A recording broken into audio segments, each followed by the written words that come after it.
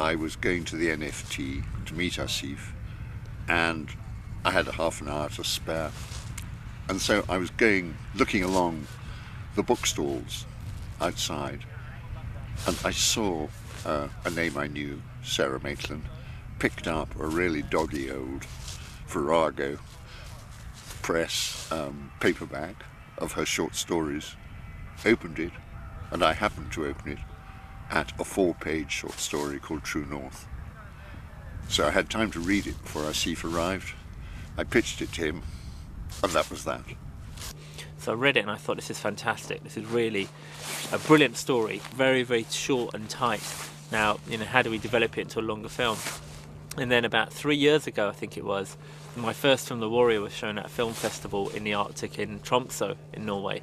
So I went to the festival, and I actually didn't see any films on that trip at all. I just took a car and I went on a little scout. I went on a little recce, and it was in January, and I saw the Northern Lights at night, and I went on a husky ride, and I just thought, this is brilliant. We could shoot that movie right outside of Tromsø, a big town.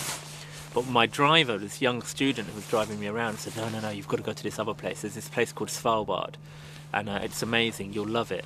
So I asked him if he'd ever been there. He said, no, I've never been there. I dream about going to this place.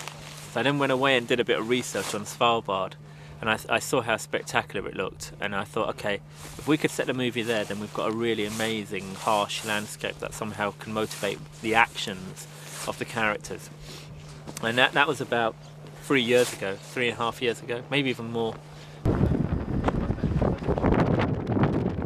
Asif Kapadia contacted me about 4.5 years ago actually, and had this crazy idea to make a film. I specialise in polar regions, so I read the first version of the script and liked it because it was different, and I thought, well, maybe we'll get this financed, maybe not. I didn't think it would take 4.5 years before we'd be shooting, so it was a much longer process than planned.